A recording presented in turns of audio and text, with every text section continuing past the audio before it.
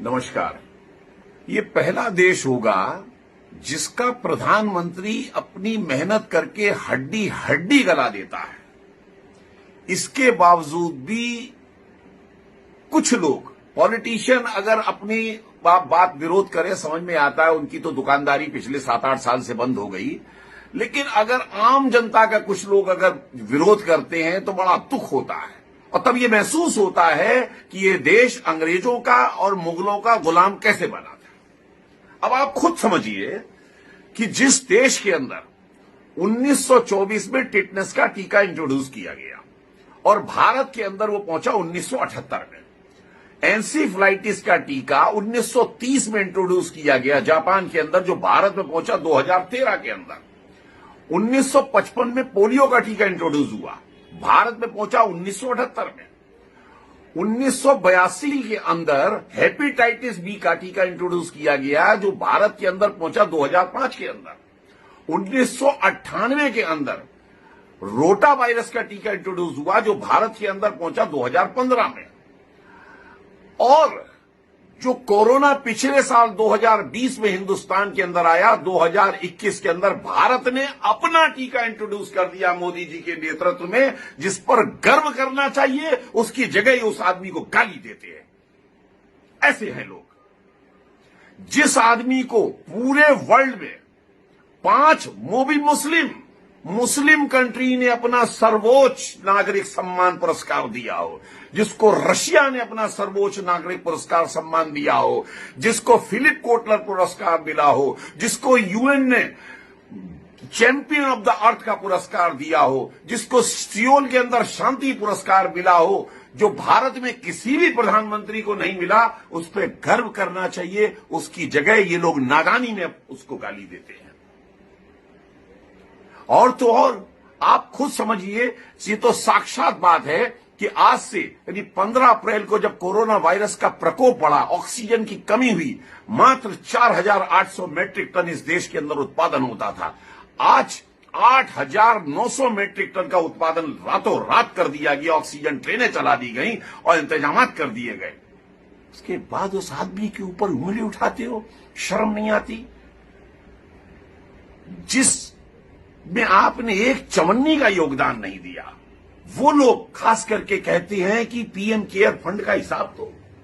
अब आप खुद बताइए, जिस पीएम केयर फंड ने 2200 करोड़ रुपया टीके में, 2000 करोड़ रुपया वेंटिलेटर्स के लिए, 1000 करोड़ रुपया प्रवासी श्रमिकों के लिए, 1000 करोड़ रुपया पीएसए ऑक्सीजन प्लांट के लिए, उसके अलावा 2 कोविड हॉस्पिटल बिहार के अंदर, इसके अलावा 1 लाख ऑक्सीजन कंसंट्रेटर के लिए खर्च किया हो, जो चौन्नी दुअन्नी देने वाले तो हिसाब मांग रहे हैं, जो 1500 जो लाखों हजारों करोड़ रुपया दे रहा है, उनको हिसाब की जरूरत नहीं है।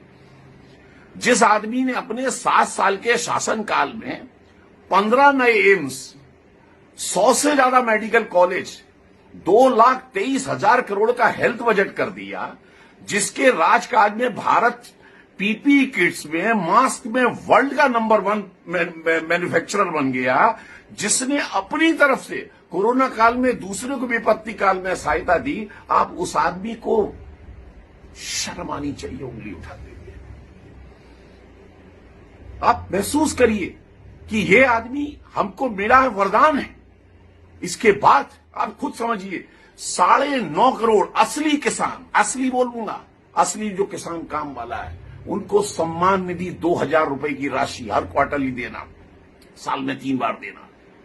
इसके पश्चात महिलाओं के लिए गैस कनेक्शन पहुंचा देना, गांव के अंदर 20 लाख करोड़ का पैकेज दे देना। इसके बाद आप कहते हो उससे मोदी काम नहीं करता है।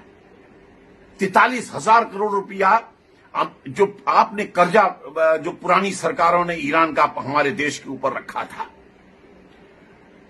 उस 43,000 करोड़ को निपटाना, गैस कनेक्शन को महिलाओं के गांव गांव तक फ्री देने के बाद आप कहते हो पेट्रोल डीजल का भाव क्यों बढ़ गया, जिसके बगैर आप ऐसा भी नहीं है कि कल से गाड़ी चलाना छोड़ दोगे अगर 2 रुपए या 4 रुपए बढ़ जाते हैं तो।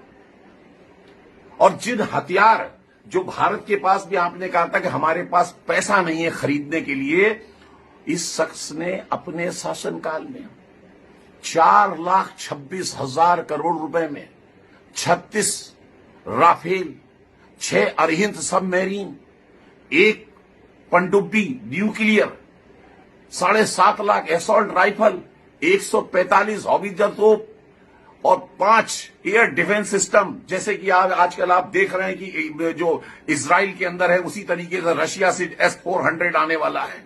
इसकी डील कर ली। जब आप कहते थे हमारे पास पैसा नहीं है, इस आदमी ने कर लिया। और आप लोग, खास करके वो लोग जो मोदी के धुर विरोधी हैं, इस तरीके की वाहियात बातें करके उसके खिलाफ करते हैं। शर्म आनी चाहिए। और एक बात और कहूंगा, मनमोहन सिंह साहब ने कहा था पैसे पेड़ पर नहीं उगते। अगर पैसे पेड़ पे नहीं उगते तो पहले इस चीज का आंसर दीजिए कि आप जो नए नए सजेशन देते रहते हैं, पूरे देश में टीकाकरण फ्री कर दो, हर बेरोजगार को 6-6 हजार रुपया दे दो, आर्थिक पैकेज निकाल दो, दुनिया भर की और सारी सुविधाएं कर दो। अरे कहां से आएगा पैसे, ये भी तो बताओ, ये भी बताओ। आप केवल नाश लगाने के लिए हो देश का, आप केवल रोड़े अटकाने के लिए हो देश का। आपको बताना पड़ेगा ये आएगा कहां से पैसा, वरना उसको अपना काम करने दो मोदी को जो कर रहा है। और मोदी जी, मेरा भी आपसे एक विनम्र निवेदन है कि आपने बहुत काम किया है रोजमर्रा, पानी का, शौचालय का, बिजली का, रोड का, सड़कों का, रेलवे का। बस महसूस हो रहा है कि एक तरफ इस तरफ थोड़ा सा ध्यान देने की जरा ज्यादा जरूरत है, स्वास्थ्य के ऊपर, शहरों में और गांव में। बस ये काम कर देंगे, किला फतेह हो जाएगा आपका। आपको सलाम हम जैसे सारे लोग मारेंगे। बाकी जिनको बेवकूफ है, जिनको कुछ आता नहीं है, जिनको समझदारी नहीं है, उसको कोई नहीं समझा सकता, क्योंकि मूर्ख और मृतक अपने विचार नहीं बदल सकता। जय हिंद।